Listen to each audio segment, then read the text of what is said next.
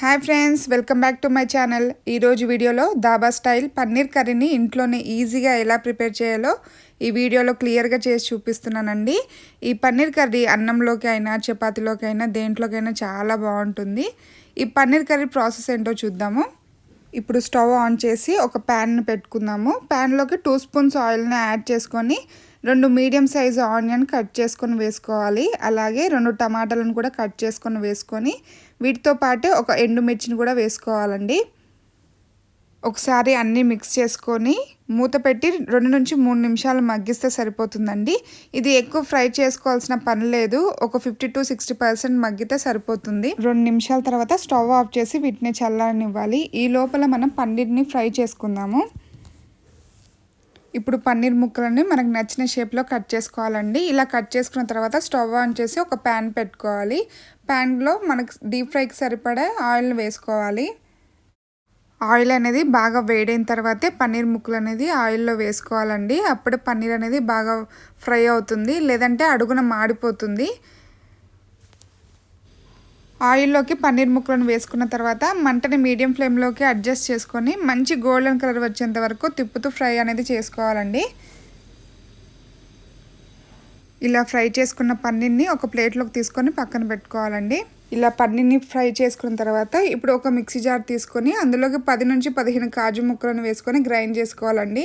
ఇలా కాజుని గ్రైండ్ చేసుకున్న తర్వాత అదే మిక్సీ జార్లో ఇందాక మనం ఫ్రై చేసి పెట్టుకున్న టమాటా ఆనియన్స్ ఉన్నాయి కదా, వాటిని కూడా మెత్తని పేస్ట్లా గ్రైండ్ చేసుకోవాలి.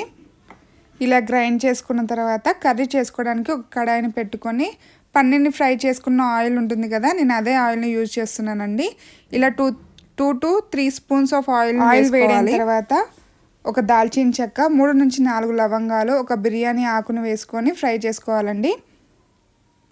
ఇవి ఆయిల్లో ఫ్రై అయిన తర్వాత మనం ఇంతకుముందు గ్రైండ్ చేసి పెట్టుకున్న ఆనియన్ టమాటా పేస్ట్ ఉంది కదా, అది కూడా ఆయిల్లో వేసుకొని 1 నిమిషం పాటు ఫ్రై చేసుకోవాలండి. ఆల్రెడీ మనం ఇంతకుముందు ఆయిల్లో ఫ్రై చేసుకున్నాం కాబట్టి ఎక్కువసేపు ఫ్రై చేసుకోవాల్సిన పని ఏం లేదు. ఇలా 1 నిమిషం పాటు ఫ్రై చేసుకున్న తర్వాత అల్లం పేస్ట్ని కూడా యాడ్ చేసుకొని పచ్చివాసన పోయేంత వరకు ఫ్రై చేసుకోవాలి. అల్లం పేస్ట్ పచ్చివాసన పోయిన తర్వాత 1/2 స్పూన్ పసుపు, 2 స్పూన్ల కారం, 1 స్పూన్ ధనియాల పౌడర్, 1 స్పూన్ గరం మసాలా వేసుకొని ఒకసారి బాగా మిక్స్ చేసుకుంటూ 1 నిమిషం పాటు కలుపుకుంటూ ఉండాలండి. ఇలా 1 నిమిషం పాటు కలుపుకున్న తర్వాత ఒక గ్లాస్ వాటర్ని పోసి రుచికి సరిపడా సాల్ట్ని వేసుకొని బాగా ఉడికించుకోవాలి.